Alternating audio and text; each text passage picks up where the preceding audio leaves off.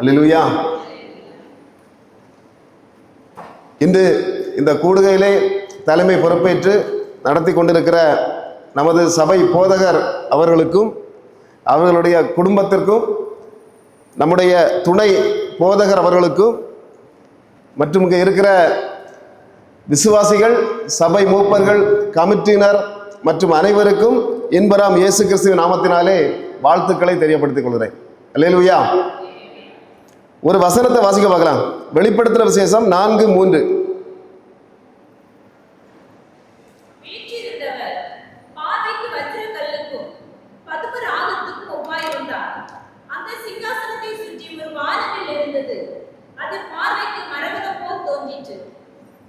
மூன்று சம்பவங்கள் இதில் சொல்லப்படுது.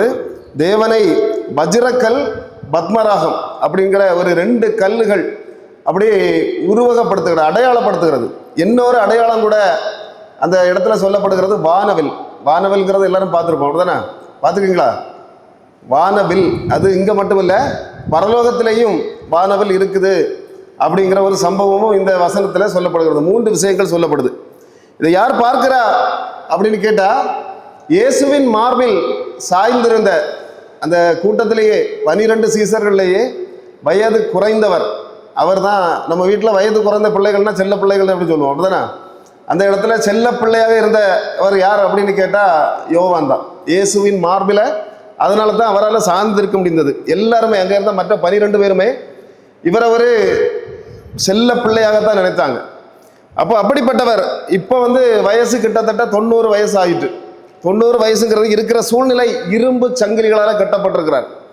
கட்டப்பட்டு பத்மதீவு என்று சொல்லப்படுகிற ஒரு இடத்துல இருக்கிறார். ஏற்கனவே எண்ணெய் கொப்பரையில் போட்டாங்க, அதுக்கப்புறம் உடலை கீறினாங்க. ஒன்றுலையுமே இவரை கொலை செய்ய முடியலை அப்படிங்கிறதுக்காக கடைசியாக கொண்டு போகப்பட்ட இடம்தான் இந்த பத்மதீவு. நிலக்கரி சுரங்கங்களில் வேலை செய்கிறதுக்காக தான் அதிகமாக பயன்படுத்தப்பட்டார் அப்படிங்கிறது சரித்திரங்கள் மூலமாக சொல்லப்படுகிறது. இப்போ பார்த்தா இவர் ஜபம் எப்போ பார்த்தாலும் ஜபத்தில் தான், வேற யாருமே இல்லை பக்கத்தில், குடும்பங்களோ கோத்திரங்களோ எதுவுமே இல்லை. எல்லா இடம் சுற்றி பார்த்தா எல்லாமே மண்டை ஓடுகள், ஏற்கனவே கொண்டு போடப்பட்டவர்களின் மண்டை ஓடுகள். பார்த்தா கழுகுகள், இந்த மண்டை ஓடுகளை உடல்களை கொத்தி தின்னுகிற கழுகு கூட்டம். இப்படிப்பட்ட கூட்டங்களுக்கு நடுவில் இவர் ஜபத்தை தவிர வேற எதையுமே செய்ய முடியாத சூழ்நிலை. ஜபமும் எப்படிப்பட்ட ஜபத்தை செய்துகிட்டு இருக்கிறார் அப்படின்னு சொன்னா, கூட இருந்த பேதுரு, யாக்கோபு, அந்திரேயா, மத்தியா, இப்படி 12 பேரும் கொலை செய்யப்பட்டுட்டாங்க. எல்லாருமே கொண்டு குவித்தார்கள், ரோமர்கள், கிரேக்கர்கள், இவங்கெல்லாம். அப்போ இப்படிப்பட்ட இதெல்லாம் இவர் மட்டும்தான் தப்பி பிழைச்சிருக்கிறார். அப்போ இவங்களெல்லாம் நினைச்சு ஜபம் பண்ணும்போது அங்கே இருக்கக்கூடிய ரோம பேரரசு, உலகம் முழுவதையும் ஆட்சி செய்துக்கிட்டு இருக்கிற ரோம பேரரசு, இந்த ரோம பேரரசுடைய அடாவடித்தனங்களால தாங்க முடியல. இவரை கூட எல்லாரையும் கொண்டாச்சு, இவரையும் கடைசியாக கொல்லலான்னு தான் பிடிச்சது. ஆனால் கொல்ல முடியாததுனால தான் கொண்டு போட்டிருக்காங்க. அப்போ இப்படிப்பட்ட சூழ்நிலையில் இவர் நினைக்கிறாரு, ஒரு சிங்காசனம் அப்படிங்கிறது, இந்த ரோம சிங்காசனம் தான் இனி உலகத்தில் நீடிக்குமா? உலகம் இருப்பது வரைக்கும் இந்த ரோமர்கள் தான், இயேசுவை சிலுவையில் அறைந்து கொண்டு இந்த ரோமர்கள் தான் சிங்காசனத்தை அமைத்திருப்பார்களா அப்படிங்கிற சில சூழ்நிலைகளை அப்படி நினைச்சு அப்படியே ஜபம் பண்ணி கொண்டு இருக்கும்போது தேவன் காட்டுறாரு, இது ரோமர்களுடைய சிங்காசனம் இல்லை, பரலோகத்தில் இன்னொரு சிங்காசனம் இருக்கிறது. இந்த சிங்காசனம் தான் இந்த பூமியில் நிலை பெறும். அப்ப அந்த சிங்காசனம் எப்படி இருக்குது அப்படிங்கிறத தான் எடுத்து காட்டுறார். காட்டும் போது முதல்ல சொல்லப்படுகிறது, சிங்காசனத்தில் வீற்றிருந்த ஒருவர். அந்த வீற்றிருந்தவருக்கு அவருடைய உருவத்தை சொல்ல முடியல. இன்னைக்கு அநேக பேர் தேவனுடைய உருவத்தை தூக்கி அப்படியே அங்கே மேலே வைக்கிறதும் கீழே வைக்கிறதும் போய் வணங்குறதும், அது தேவனுக்கு உருவம் இல்லை. யாருமே முகமுகமாக அவரை பார்த்ததில்லை, பார்த்தவங்க உயிரோட இருந்ததும் இல்லை. அப்போ தேவன் இயேசு தெளிவாக சொல்லுகிறார், பிதாவினிடத்தில் இறங்கி வந்த குமாரனை தவிர ஒருவனும் தேவனை கண்டதில்லை. அப்போ இவர் யோவான் கூட தேவனை தெளிவாக பார்க்க முடியாத ஒரு சூழ்நிலை தான். அப்போ பார்க்காம ஆனால் ஒரு விஷயத்தை சொல்றாரு, இப்படி இருக்கிறார் அப்படின்னு சொல்லி 2 கல்லுகளை சொல்லுகிறார். ஒன்று வஜ்ரக்கல், இன்னொன்று பத்மராகம் அப்படின்னு சொல்ற 2 கல்லுகளை அவர் சொல்லுகிறார். அப்போ பார்த்தா இந்த வஜ்ரக்கல் அப்படிங்கிறது வேதாகமத்தில் வஜ்ரம்னு பேரில் நிறைய இடத்துல சொல்லப்படுது. ஆனால் வஜ்ரக்கல் அப்படின்னு சொன்னால் மொத்தம் 5 இடங்கள்ல தான் சொல்லப்படுகிறது. முதல்ல எசேக்கியேல் 3:9 இந்த வஜ்ரக்கல் அப்படிங்கிறது சொல்லப்படுது. அதுக்கப்புறம் வெளிப்படுத்தின விசேஷத்துல தான் 4 வசனங்கள்ல சொல்லப்படுது. இப்போ இந்த கல் எங்கே இருந்தது அப்படின்னு சொன்னா, ஆசாரியர்களுடைய அந்த காலத்து ஆசாரியர்களுடைய நியாயவிதி மார்பதக்கம், அது மார்பதக்கம்ங்கிறது அவங்க உடையில இருக்கும். அதில் 12 விதமான கல்லுகள் கண்டிப்பாக வச்சிருக்கணும் அப்படின்னு யாத்திராகமம் 28, 21 தெளிவாக சொல்லப்பட்டுகிறது. 1-2 கல்லில் 12 கல். அப்போ அந்த 12 கல்லுக்கு என்ன ஞாபகம்னா 12 கோத்திரத்தார், 12 கோத்திரத்தாருக்கு ஞாபகப்படி 12 கல்லுகள் வைக்கப்படணும். அதில் இந்த வஜ்ரக்கல் எந்த கோத்திரத்துக்கு உள்ளது அப்படின்னு சொன்னால் பென்யாமின் கோத்திரம். இதுதான் கடைசி கோத்திரம். அப்போ முதல் கோத்திரம் எது அப்படின்னு கேட்டால் யாக்கோபுக்கு பிறந்த முதல் மகன் ரூபன். ரூபனுடைய கோத்திரத்துக்குள்ள கல் அதுதான் அந்த பத்மராகம் அப்படின்னு சொல்லப்படுகிற கல். அப்போ இந்த 2 கல்லை மட்டும்தான் இந்த வெளிப்படுத்துகிற விசேஷம் சொல்லுது. மீதி 10 கல்லும் எங்கேயோ மாயமாக மறைந்து விட்டது. அப்போ ஏன் இது இந்த மீதி உள்ள 10 கல்லையும் சொல்லாமல் தேவனுக்கு இந்த 2 கல்லை மட்டுமே சொல்றாங்க அப்படின்னு சொன்னால் வெளிப்படுத்தல் 1:8 தெளிவாக சொல்லப்படுகிறது. அல்பாவும் ஒபேகாவும் நானே, ஆதியும் அந்தமும் நானே. அப்போ தொடக்கமும் அவர் தான், முடிவும் அவர் தான். ஆதிங்கிறது நம்பர் 1, கடைசி ஒமேகா. அப்போ பார்த்தீங்கன்னா எல்லாமே அவர் தான். அதனால தான் தொடக்கத்தில் உள்ள கல்லையும் சொல்லப்படுகிறது, முடிவில் உள்ள கல்லையும் சொல்லுகிறது. மீதி உள்ள 10 கல்லுகளும் மாயமாக போகுது. வெளிப்படுத்தும் விசேஷத்தில் தேவனை பற்றி சொல்லும்போது அந்த கல்லுகள் சொல்லப்படவே இல்லை. ஆனால் இன்னொரு விஷயம் சொல்லப்படுது.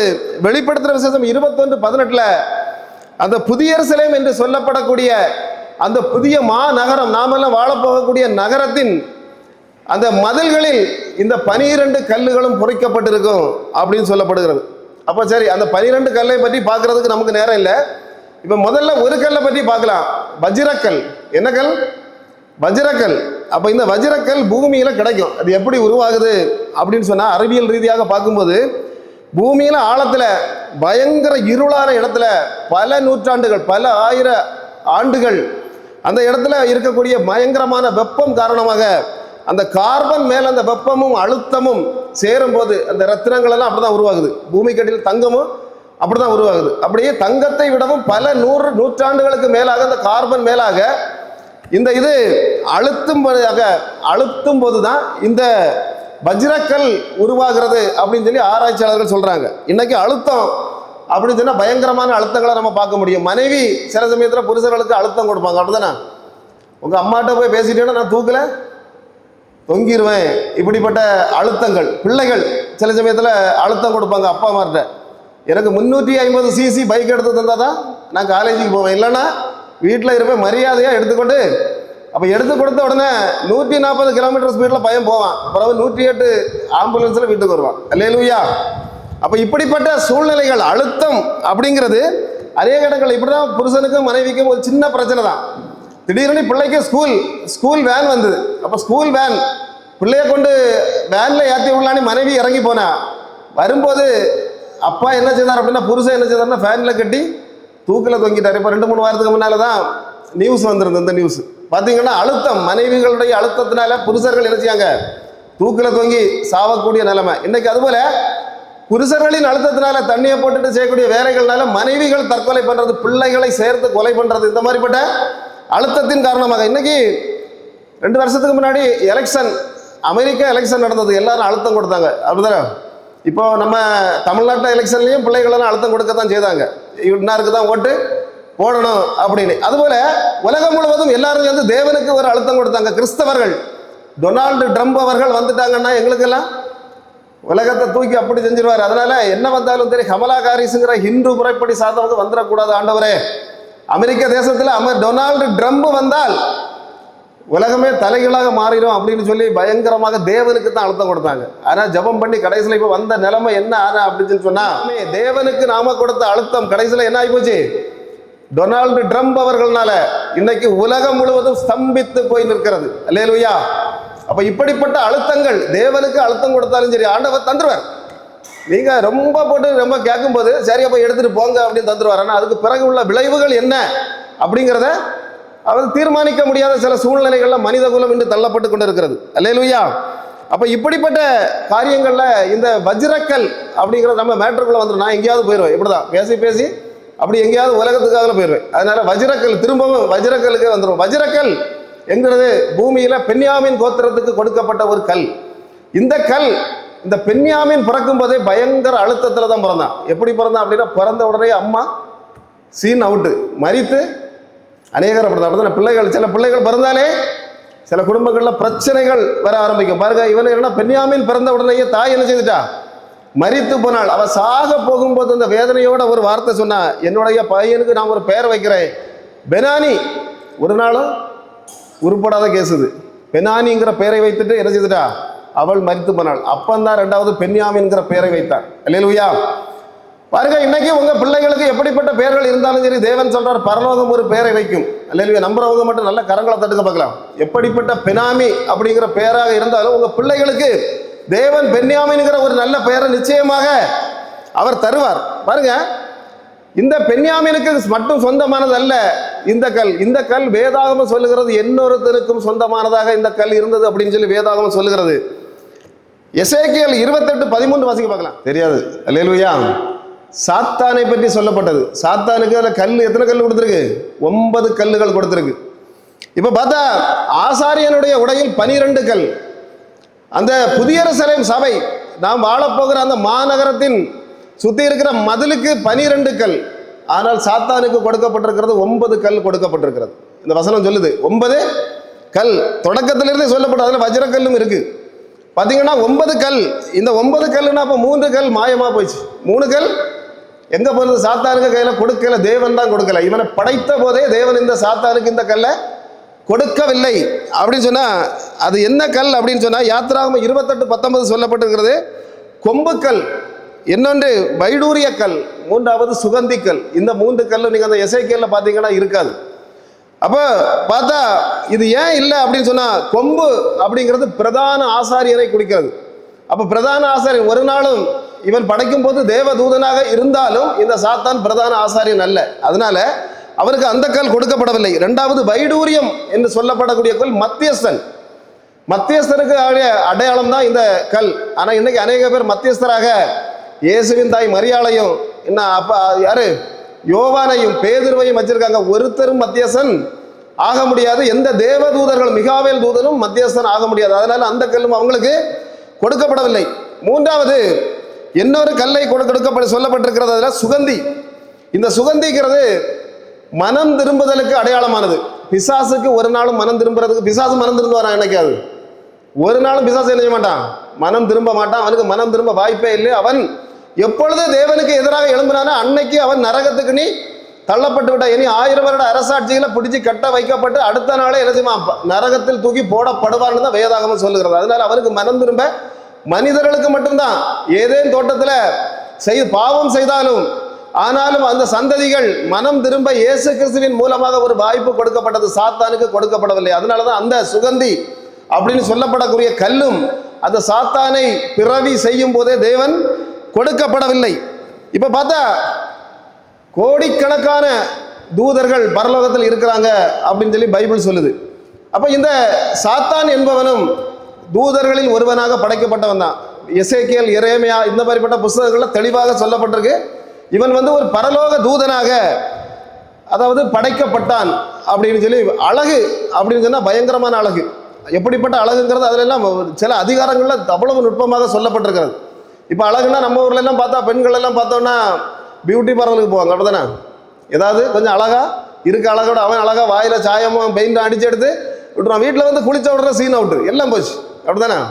எல்லாமே போயிடும். அதெல்லாம் இயற்கையானது அல்ல, செயற்கையானது. ஆனா இவனுக்கு அப்படி இல்லை. இவன் பேரழகன். இவனுக்கு இயற்கையாக எல்லாமே கொடுக்கப்படுது. ரெண்டாவது பாத்தீங்கன்னா இன்னைக்கு கீபோர்டு போடணும் அப்படின்னு நேற்றுக்கு பாஸ்டர் ஃபோன் பண்ணி சொன்ன உடனே பையன் காலையில் கார் எடுத்துட்டு காரில் வச்சு தான் கீபோர்டை கொண்டு வர முடியும். எடுத்துகிட்டு வந்தான். அவள் கீபோர்டு போடணும்னா காரில் வைக்கணும், கொண்டு வரணும், இங்கே ஸ்டாண்டில் மாட்டணும், பாட்டு ப்ராக்டிஸுக்கு 8 மணிக்கு முன்னாடி வரணும். அப்போ இந்த மாதிரி நேற்று ராத்திரி ஒரு 2 மணி நேரம் வீட்டில் போட்டு பார்த்தா இவ்வளவு ஆயத்தப்படணும். ஆனால் இந்த சாத்தானுக்கு கீபோர்டு போடணும்னா ஒன்றும் வேண்டாம், ஒரு ஆயத்தமும் வேண்டாம். அவனுக்கு என்னது, இயற்கையாகவே பைபிள் சொல்லுகிறது அவனுடைய சிறகுகளில் மியூசிக். உலகத்திலோட எத்தனை மியூசிக் உண்டு அத்தனை மியூசிக்கும் அவனுடைய சிறகுகளிலேயே கொடுக்கப்பட்டிருந்தது, ரீங்கார சத்தம். அப்ப பாருங்க, அவன் அவ்வளவு அழகன். இனி மியூசிக் முழுவதுமே இந்த சாத்தானுடைய சிறகுகளிலேயே இருந்தது. எல்லா கீபோர்டு சிஸ்டம், எல்லா புல்லாங்குழல். இப்ப தாவீது கூட தேவனை ஆராதிக்கணும்னா புல்லாங்குழல ஊதிக்கிட்டு தான் நடந்தான் அப்படின்னு பாக்குறான். ஆனா இந்த சாத்தான் புல்லாங்குழலே ஊத வேண்டிய அவசியம் இல்லை, எந்த கார்லையும் கீபோர்டை எடுத்துக்கொண்டு போக வேண்டிய அவசியமும் இல்லை. இவன் சிறகுகளை விரித்தாலே அந்த ரீங்கார சத்தம், அவ்வளவு அழகான பாடல்கள் ஒலிக்கும். இப்படிப்பட்டவன் தான் சாத்தான் என்று சொல்லப்படக்கூடிய லூசிஃபர்.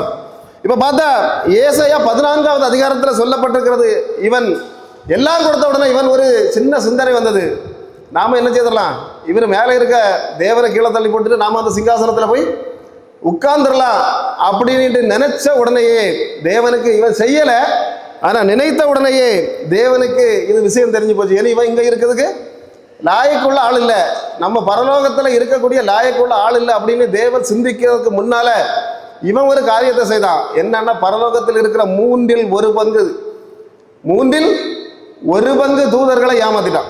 எப்படி? மூன்றில் ஒரு பங்கு வீழ்ந்து போனார்கள். இன்னைக்கு அரசியல் அப்படிதான், யாருக்கு ஓட்டு போட்டு கொண்டு வந்தாலும் சரி, கடைசியில் மேல நிற்கிறவங்க என்ன செய்வாங்க, இருக்கிறவங்களுக்கு காசு கொடுத்து அப்படியே வாங்கிடுவாங்க. அப்போ அப்படிப்பட்ட பரலோகத்திலும் நடந்தது. மூன்றில் ஒரு பங்கு தூதர்கள் என்ன செய்தாங்க, அவங்க கூட சேர்ந்தாங்க.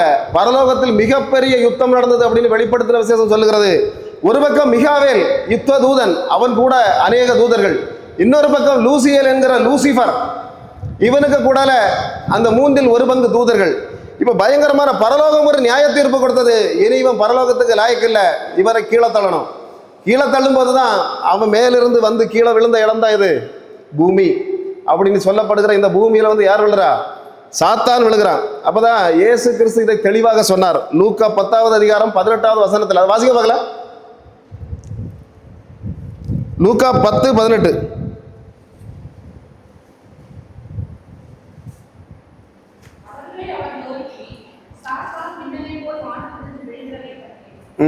சாத்தான் நினைச்சுதான். இது அநேக பேர் இன்னைக்கு சொல்றாங்க, பூமி வந்து ஒரு பெரிய மேலே இருந்த ஒரு நட்சத்திரத்திலிருந்து உடைந்து வந்து சிதறி விழுந்த ஒரு சம்பவம் அப்படின்னு சொல்லி ஆராய்ச்சியாளர்கள் சொல்றாங்க. பைபிளும் தெளிவாக சொல்லுது, அவன் எப்போது அங்கிருந்து கீழே வந்து விழுந்தானோ அன்னைக்கு இந்த பூமி ஒழுங்கில்லாமல் மாறியது. அதுக்கப்புறம் தான் தேவன் ஆதியாகமத்தில் அதை ரீக்ரியேஷன் செய்கிறார். ஆனால் ரீக்ரியேஷன் செய்யும் போது சாத்தான் போய் ஒளிந்த இடம் தான் இது ஏதேன் தோட்டம். அங்க பாம்பு வடிவில் என்ன செய்துட்டான், போய் ஒளிந்திருந்தான் அப்படின்னு பார்க்கிறோம். பாருங்க, ஏதேன்ல போய் ஒளிந்திருந்தவனுக்கு ஒரே ஒரு விஷயம் மனசிலாகி போச்சு, புரிந்து போறது என்னதுன்னா, நமக்கு பதிலாக நாம ஆராதித்துக் கொண்டிருந்த இடத்திற்கு பதிலாக போவதற்கு புதிதாக ஒரு இனம் தேவன் படைக்கிறார், மனிதன் என்ற இனம். இந்த இனத்தை என்ன வந்தாலும் என்ன செய்யக்கூடாது, பரலோகத்துக்கு கொண்டு போக விடக்கூடாதுங்கிறதுனால தான் முதல்ல இந்த ஏதேன் தோட்டத்துல அக்கா கிட்ட என்ன செய்யறான், போய் இந்த அக்கா, ஆண்கள்னா என்ன செய்வாங்க, அண்ணன் மாதிரி ஏமாற மாட்டாங்க திடீர்னு, எப்படி தானே, அக்காவை போய் நைஸா ஆண்டியை போய் ஏமாத்திட்டான். அப்போ இப்படிப்பட்ட சூழ்நிலையில தான் என்ன நடந்தது, இப்படி ஏமாற்றப்பட்டு அன்று அவன் ஏமாற்ற தொடங்கினது. இன்று வரைக்கும் எங்க பார்த்தாலும் ஏதேன் தோட்டம் மட்டுமல்ல, சர்ச்சை காமெண்டுகளுக்குள்ள கூட இந்த சாத்தான் புகுந்து ஏமாற்றுகிறதை, அநேக பேரை பரலோக ராஜ்யத்திற்கு போக முடியாமல் தடுப்பதை இன்னைக்கும் பார்க்க முடியாது. தேவன் அனுமதித்த ஒரு விஷயம்தான். அல்லேலூயா. யோபுவை போய் சோதிக்கிறதுக்கு தேவன் அனுமதித்து தான் அவன் போனான். அதுபோல அவனுக்கு ஒரு அனுவாதம் கொடுக்கப்பட்டிருக்கிறது. தேவன் தெளிவாக சொல்லுகிறார், இயேசு தெளிவாக சொல்லுகிறார், இந்த உலகத்தின் அதிபதி வருகிறான், அவனுக்கு என்னிடத்தில் ஒன்றுமில்லை. இயேசு கிட்ட அவனும் சொல்றான், என்ன சொல்றான்னா, இந்த உலகம் முழுவதையும் உனக்கு தருகிறேன். அப்ப யார்கிட்ட இருக்கு இந்த உலகம்? அவன் என்னைக்கு வந்து இருந்து விழுந்தானோ, இங்க வந்து விழுந்தானோ, அது முழுவதும் அவனுடைய கையில். அதனாலதான் இயேசு கிட்ட சொன்னான், இந்த உலகம் முழுவதையும் நான் உனக்கு தருகிறேன், நீ என்ன வணங்கினா போதும். அல்லேலூயா. அப்ப உலகத்தின் அதிபதியும் அவனாக தரு. ஆனால் இயேசு எப்போது சிலுவையில் அறைந்து மனிதர்களுக்காக பாடுபட்டு தன்னுடைய உயிரை கொடுத்தாரோ அன்றைக்கே அதை உடைத்து உலகத்தின் அதிபதியாக யார் மாறினா? இயேசு மாறினார் அப்படின்னு சொல்லி வேதாகமும் நமக்கு தெளிவாக சொல்லுகிறது. அல்லேலூயா. ஆனாலும் எப்படிப்பட்ட அதிபதியாக இருந்தாலும் தேவனுடைய வலது பரிசத்தில் இயேசு போய் உட்கார்ந்ததை பத்தி இந்த பிசாசானவன் இன்னைக்கு இந்த பூமியில உறவாடி கொண்டுதான் இருக்கிறான், அநேக விதமாக ஏமாற்றி கொண்டு இருக்கிறான். அல்லேலூயா. பாத்தீங்கன்னா அதுல இன்னொரு விஷயம் சொல்லப்படுகிறது, வானவில். அந்த வசனத்தை வாசிக்க பார்க்கலாம். வெளிப்படுத்துற விசேஷம் 4:3.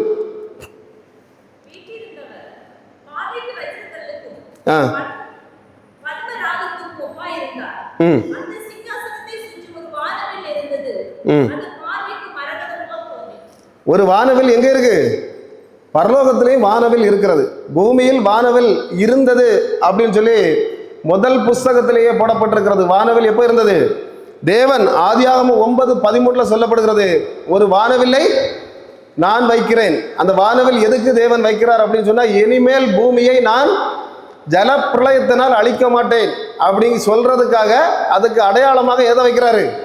வானவில்லை தேவன் வைத்தார் அப்படின்னு சொல்றார். அப்ப அதே வானவில் தான் பரலோகத்திலையும் வைக்கப்பட்டிருக்கிறது. இப்ப ஜலப்பிரளயம் அப்படிங்கிறது எதற்காக வந்தது அப்படின்னு சொன்னால் எல்லாருமே ஈஸியாக சொல்லிடுவாங்க.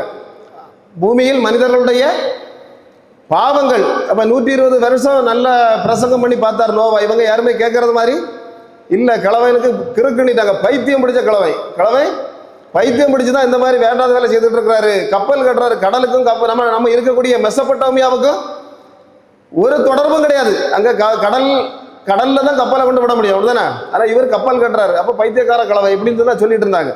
ஆனால் மனிதனுடைய பாவம் பெருக பெருக தேவன் ஜலப்பிரளயத்தை விட்டு இதை அழித்தார் அப்படிங்கிறத நம்ம பார்க்குறோம். ஆனால் அதுக்கு மட்டுமில்லை, இன்னொரு காரணமும் இருந்தது. உலகத்தில் ராட்சதர்கள் இருந்தார்கள். யார் இருந்தா? மனிதர்களை மட்டும் அழிப்பதற்காக உண்டாக்கப்பட்டது அல்ல அந்த ஜலப்பிரளயம். உலகத்தில் யார் இருந்தா? ஆதியாகமம் 6:4 வாசிக்க பார்க்கலாம்.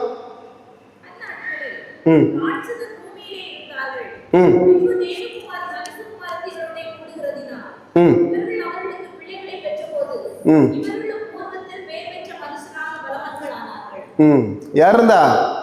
ராட்சதர்கள் இருந்தார்கள். அதுல வேதாகமத்தில் தெளிவாக பார்க்கும்போது அந்த யூத சரித்திரங்கள் தெளிவாக சொல்லுது. யூத சரித்திரங்களை எல்லாம் எடுத்து பார்க்கும்போது தேவ தூதர்கள் பூமிக்கு வந்து மனித குமாரத்திகளை திருமணம் செய்தார்கள் அப்படிங்கிற விஷயம் அதுல அநேக இடங்கள்ல சொல்லப்படுது. பைபிள்ல இது சொல்லப்படுது. இதுக்கு மேல ரொம்ப ஆழமான விஷயங்கள் இதுல இல்லை. ஆனா யூதா 1:6 மட்டும் சொல்லப்படுகிறது. தங்களுடைய அதிமேன்மையை கெடுத்த தேவ தூதர்களை நித்திய அக்கினி சங்காரத்துல தேவன் வைத்திருக்கிறதாக ஒரு விஷயம் சொல்லப்படுது. அப்போ மேலேருந்து வந்த தூதர்கள் இந்த மனுஷ குமாரத்திகளோடு தவறு செய்ததுனால ராட்சதர்கள் பிறந்தார்கள் அப்படின்னு வேதாகமத்தில் சில வார்த்தைகள் சொல்லப்படுகிறது. பார்த்தீங்கன்னா இன்னொரு கருத்தையும் சொல்றாங்க. ஆதாமுக்கு 3 மகன்கள் இருந்தாங்க. யாரெல்லாம்? ஒன்று காயின், ஆபேல், சேத்து. 3 பேரும் சொல்லப்பட்டிருக்கு. அதுக்கப்புறம் நிறைய பேர் இருக்காங்க. இப்போ காயின் வந்து ஆபேலை கொலை செய்கிறான். சேத்து வந்து ஒரு நல்லவனாக பிறக்கிறான். ஆபேலை மாதிரி ஒரு நல்லவன். அப்போ இவனுக்கு பிறகு உள்ளவங்க எல்லாம் நல்ல பக்தியாக இருந்தாங்க, ஆலயத்துக்கு போறவங்க. அதனால இவர்களுக்கு பிறந்த பிள்ளைகளை தேவகுமாரர்கள் அப்படின்னு சொல்லியும் இல்லை, இந்த காயினுக்கு பிறந்த சந்ததி முழுவதும் கேடாதான் இருந்தாங்க, ஒருத்தர் கூட நல்லவங்களா இல்லை. அப்போ இவங்க வந்து மனுஷர்கள் அப்படின்னு சொல்லி சில ஆராய்ச்சியாளர்கள் அப்படி சொல்றாங்க. ஆனால் நிச்சயமாக ஒரு விஷயம் என்னன்னா, இப்படி நல்லவர்களும் கெட்டவர்களும் இணைவதனால ராட்சதர்கள் பிறக்க சான்ஸே இல்லை. இப்போ நம்ம 2 பேர் ஒரு நல்ல பரிசுத்தவானும் இல்லை பரிசுத்தம் கட்ட ஒரு பெண்ணையும் திருமணம் செய்து வச்சு அவங்களுக்கு என்ன காரணம் கொண்டு ராட்சதர்கள் பிறக்க மாட்டாங்க. பைபிள் தெளிவாக சொல்லுகிறது, ராட்சதர்கள் பூமியில் இருந்தார்கள்.